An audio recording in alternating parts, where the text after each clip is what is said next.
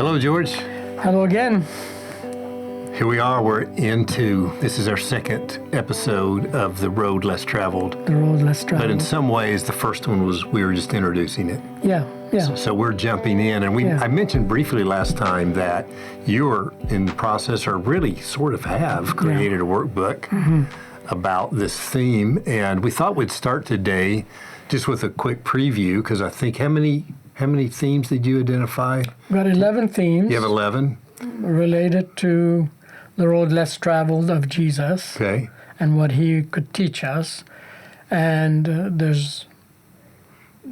there are exercises in this workbook. There are discussion questions. There are reflection questions. You could do it as an individual. You could do it as a group. There's lots of options. You could do it. Each session could take you, a week to do as an individual, or you can do it as a group, and it could take you 2 or 3 sessions. It just depends how quickly you move, and how many of the exercises you want to engage in, and that kind of thing. So, okay. Yeah. So the 11 themes are. So if people want to benefit from the workbook. They can eventually download it, and as soon as it is available, it'll be made known to everybody. Yeah, so probably the way you might be thinking, how do we get access to it? And so our hope is that on the show notes of this episode, there'll be, that we'll put something in the show notes. Even the note may say, we're not quite ready yet, but we will get that information to you guys through. Yeah. We'll start through the show we're in notes. the phase of beginning to edit this to make it, downloadable and all that kind of stuff. Right. And, So we don't have it available today as we're talking, but by the time this is time we drop it, and it's produced, we're hoping we'll have it available by then. So we hope it's available for you, and we'll do our best. We can tell you that. So as best we know, and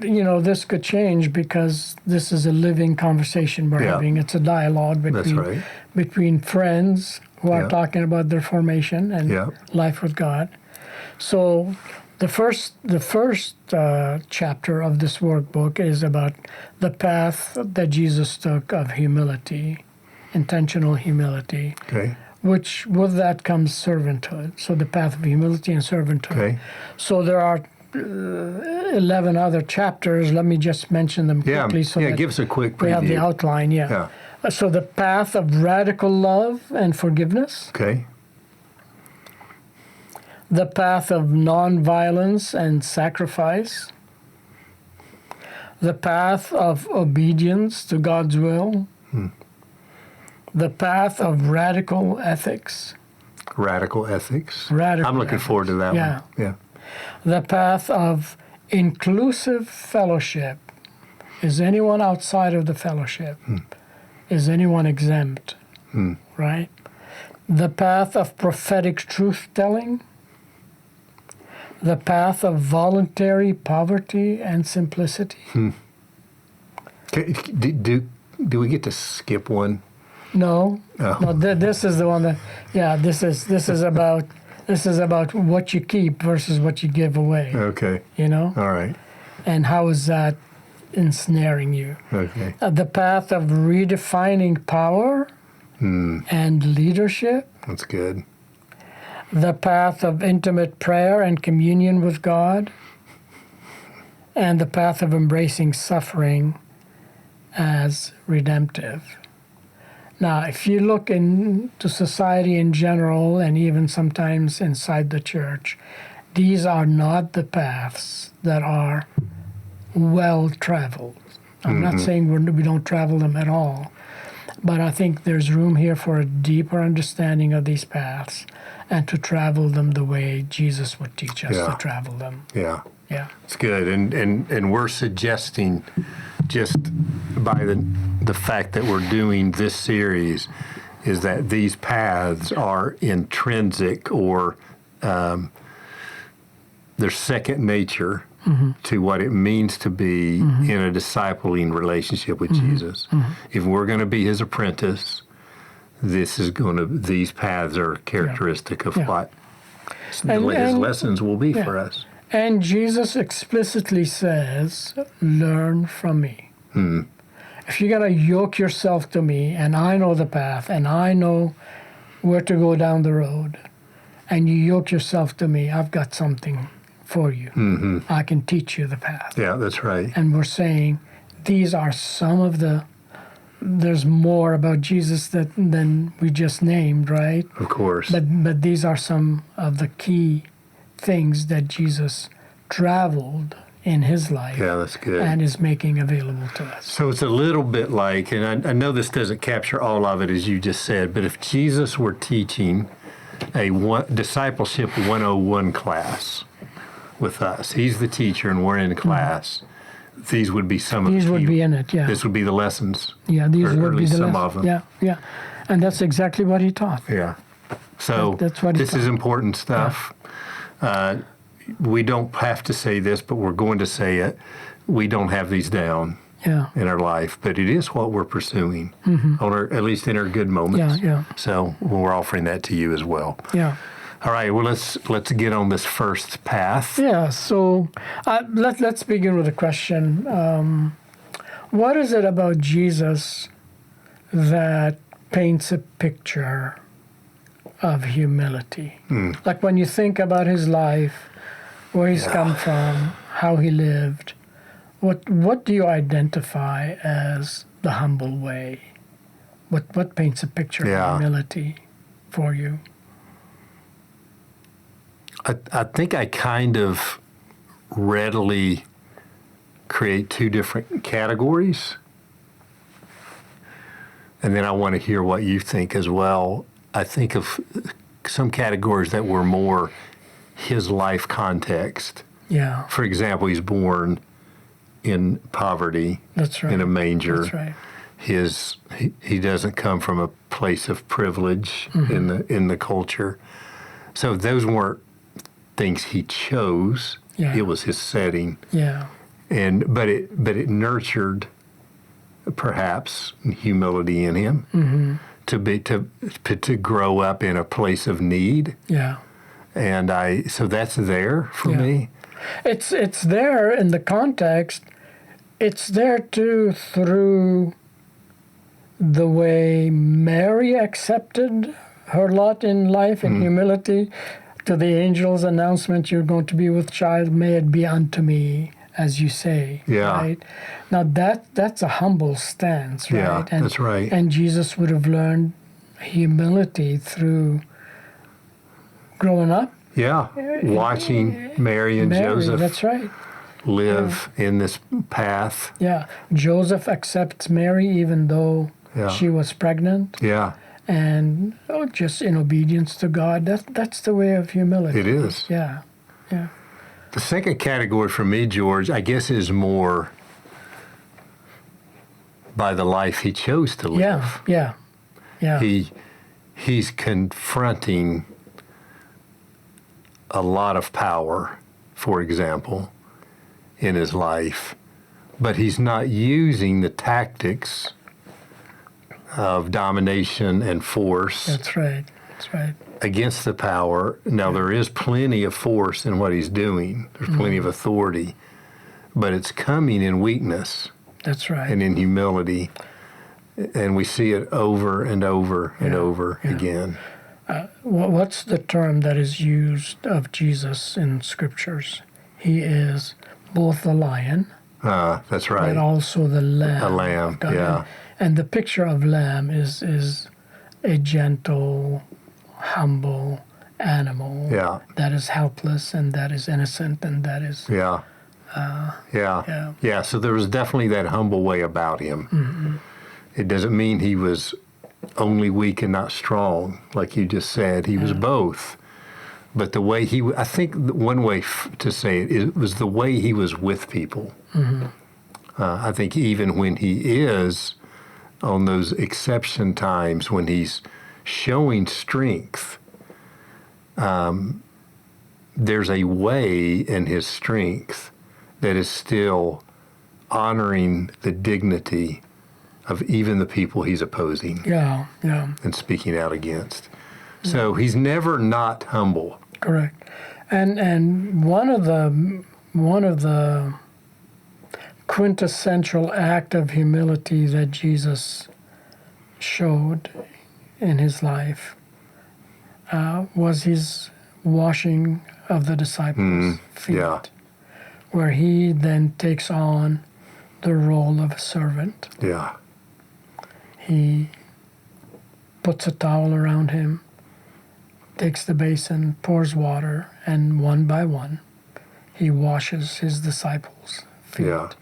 In other words, he came to serve and not to be served, Yeah. is what he says. Yeah. Was it John says in John chapter 13, verses 5 to 17, in essence, the teaching is this: the greatest among you will be your servant. Yeah. The greatest among you will be your servant. Yeah. So there's this reversal of what is power, what is honor, what is obedience to God. It's those who are at the bottom, who are serving God in humility. Those are the ones that would be Yeah. elevated. Yeah, and I think that one thing that's coming to mind, George, is there's a way we can appear humble. There's a way we can. I think part of my growing and learning as an apprentice of Jesus is what God is asking from me is not to appear humble. What he's asking from me is to humble myself. There's a difference. I can sound humble and not be humble. You know, I've been around long enough to know how to do that. Yeah. And I don't think it's pleasing to God when I'm doing that. But if I am honestly humbling myself, which means simply bringing myself in his presence, acknowledging my frailty, my weaknesses, my limitations, my whatever it is, where I know that I lack in my own self, and saying, God, I am wanting your life. That's so it's the service and the coming to God honestly that is the pathway to this path of humility. The pathway to humility is not learning how to act meekly. Fake it. You can fake it, and so we have to watch that. Yeah. Maybe not everybody, but I have to watch that. Yeah. Some people have a personality that is just the personality itself as a humble tone and tenor, and that's okay. There's nothing wrong with that. But you can have an aggressive personality and learn to become a humble person. Our default is not humility. No. I mean, it shows up very early in our history as people in the garden. Yeah, that's doesn't right. it? God said, don't do this. But in arrogance and pride, they did the very opposite. Yeah. So humility is not built in to the way we think about ourselves, the way we think about other people. No. Yeah. Kind of going back to the G.K. Chesterton, when asked, we mentioned the first episode. Yeah. When asked what's wrong with the world, and his answer was, I am. Yeah. Well, my tendency is to say, Jim, you are, of course. That's right. What's wrong with him? Look at him. Just look at him. Those rascals out there, that's the problem. That's right. Yeah. And that's not the path of humility. No. When I'm doing that, I'm not on the path of humility. Yeah, and there's so much of this in our culture. Yeah. Like, if there's anything wrong, it's always somebody else's fault, right? It's never That's right. me. Yeah, that's the culprit. Jim, if you can picture yourself, Jesus washing your feet, this is very spontaneous. What do you hear him say to you? Or, if you're more comfortable, what would you like to say to him?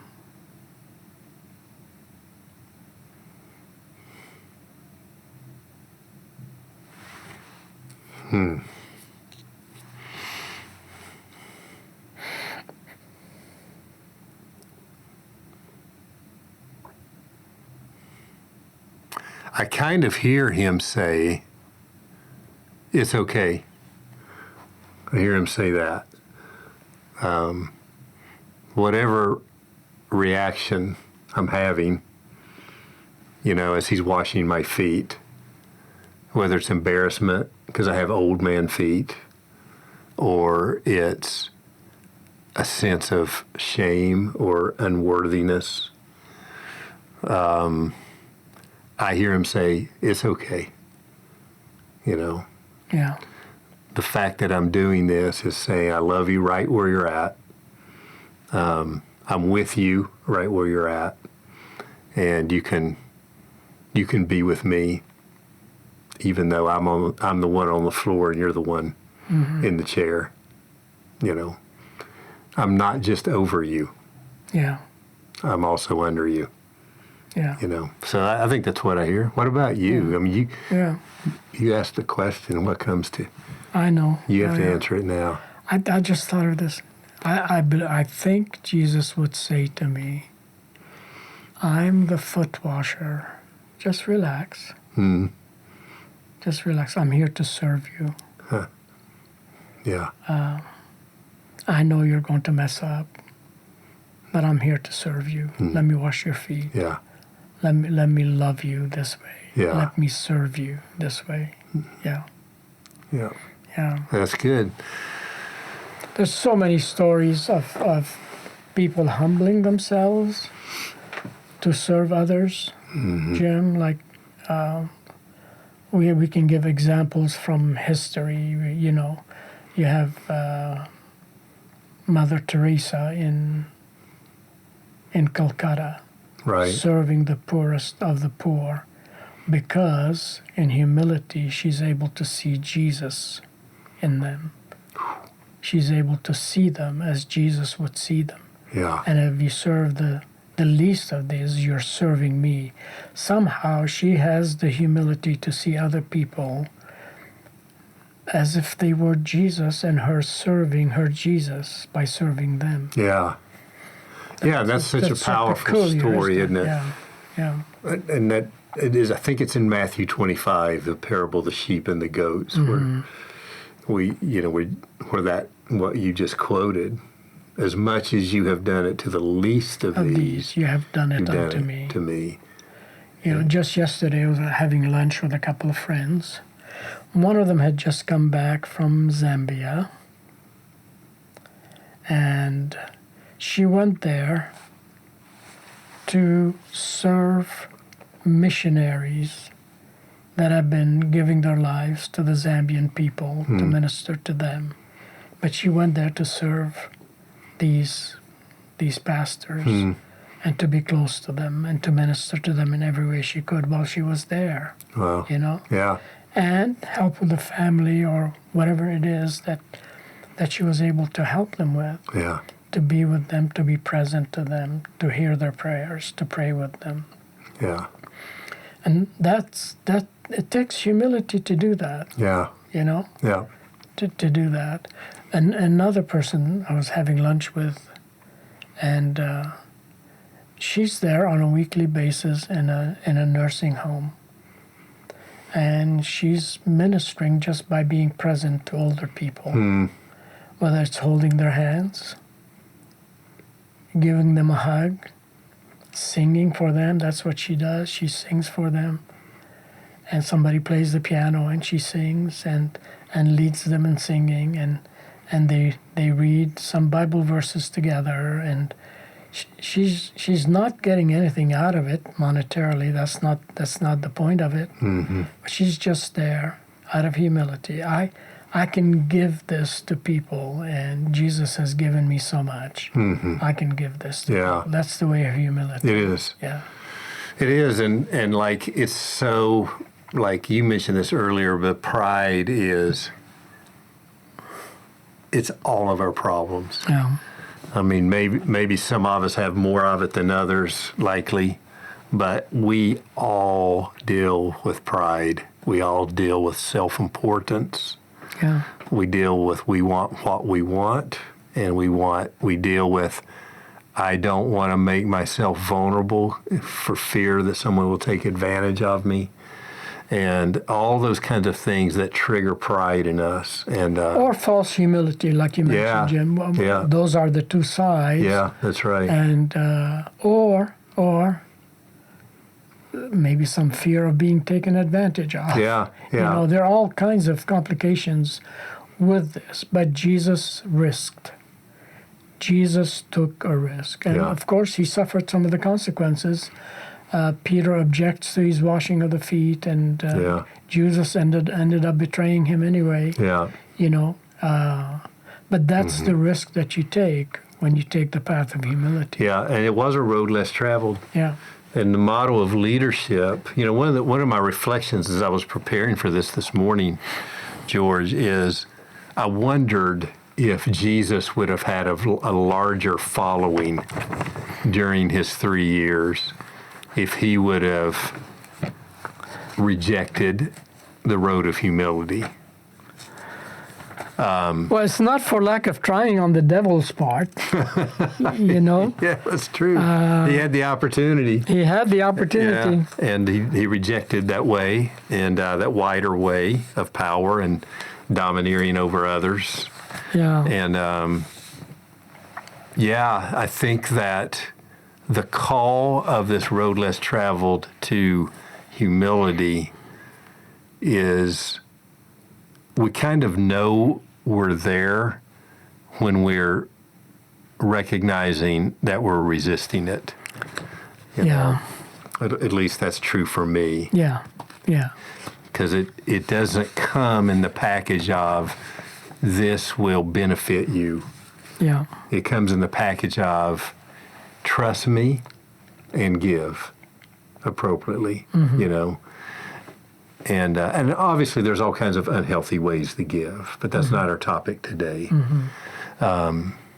Maybe another time, but there is a wrong way to be taken advantage of. Yeah. And, we can get in that another time, but Jim, we were discussing this a little bit earlier, and you talked about 2 or 3 different ways of resisting humility because of pride.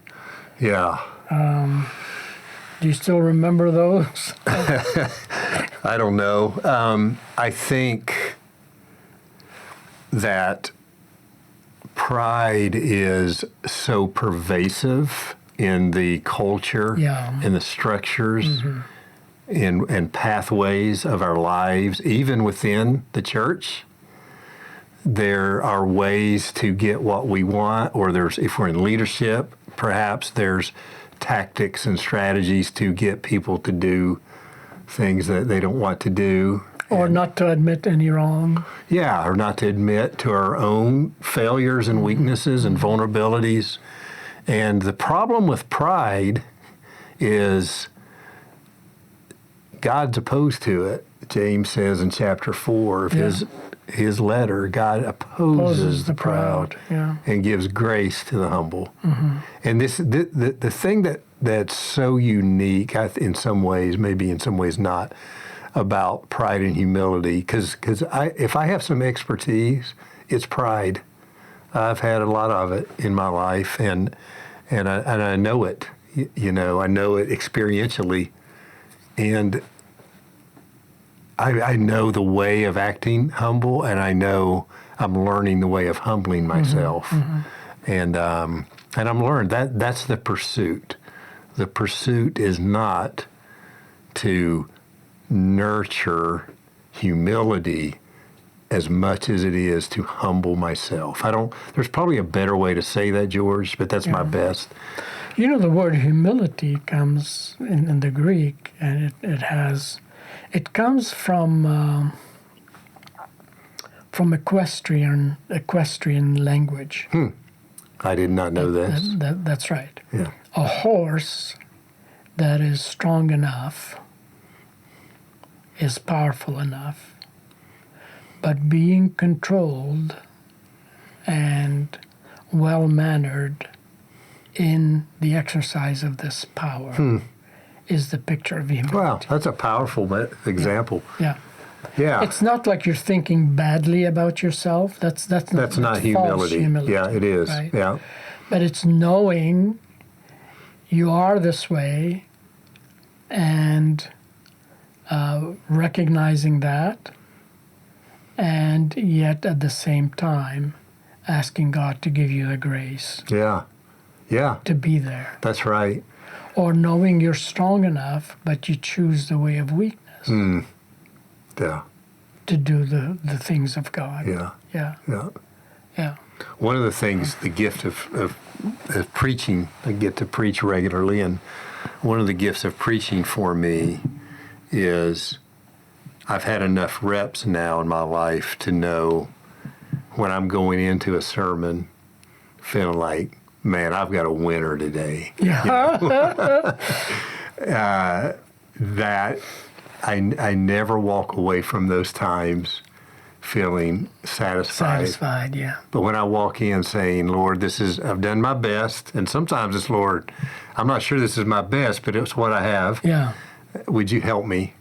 You know, Dallas Willard taught something that I've taken to heart. He says, your job is just to present what you've got. Right? Yeah.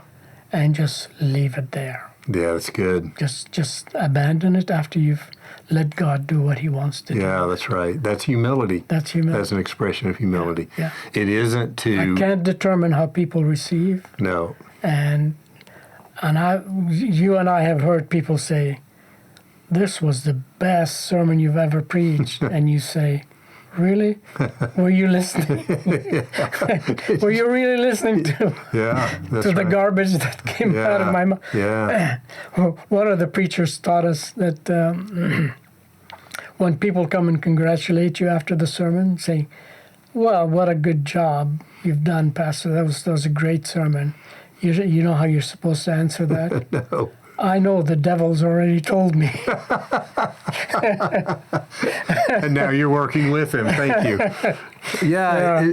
I mean, there's a million cliches, it's like if we think we're humble, we're not. But the point is, this is a foreign way to us. This really is a road less traveled. And I think this one of humility is a pivot. This is a hinge. One of the ones that if we can grow in this one, some of the other ones that you're going to bring to us, this will help with those. Yeah. I think what I meant to say earlier, I thought of a way to say it a little bit better, is I cannot make myself humble. No, I can't, no. but I can humble myself. Correct. And you do that, and here there's a three words that kind of encapsulates what you're saying, making myself humble. They come from Dallas Willard. He says, don't push. All three words begin with the letter P. To be humble, the humble person doesn't push. He doesn't push when he knows there's resistance. Yeah. He doesn't push when there's no acceptance, right? You don't throw pearls to pigs. Yeah. You understand the situation and you don't keep pushing. If you're pushing too much, then you're becoming arrogant. Yeah. Yeah, that's right. Boy, I know that way. Yeah. I know that way. Don't pretend. Don't pretend you are something that you're not. Yeah. Or you are someone that you're not. You talked about false humility. Yeah. There's lots of pretension with that. Yeah. We know exactly how to sound humble. Yeah. That's right. Yeah. And then he says, don't presume. That's a good Don't one. presume you know what the other person is feeling Yeah. or where they've come from. You don't know their lives. Yeah. Don't just presume that what they're doing, what you see them doing, is the best that they could do. Yeah, that's or the right. best about them. That's right. Don't take the worst and presume they are like That's that. right. When we do that sometimes with the people closest to us. Yeah. We presume, I'm married to this person. I know exactly what they're thinking, or feeling. Is like. And you don't. And you don't. If you're presuming, there's a good chance you don't Correct. know. So these are the 3 P's. Don't push. Don't push. Don't presume. Don't pretend. That's good. Yeah. Those are all prideful Correct. responses. They really And in the are. workbook, people are going to be able to work through some reflection questions Mm-hmm. and some exercises that they could do on an ongoing basis, or they can pick one this week and another one the next week, and just to get on the path of humility and that's good. servanthood. Yeah. Can we close? Can I offer one discipline that's been helpful for me in nurturing humility? Like I said, I can't make myself humble, but I can nurture it.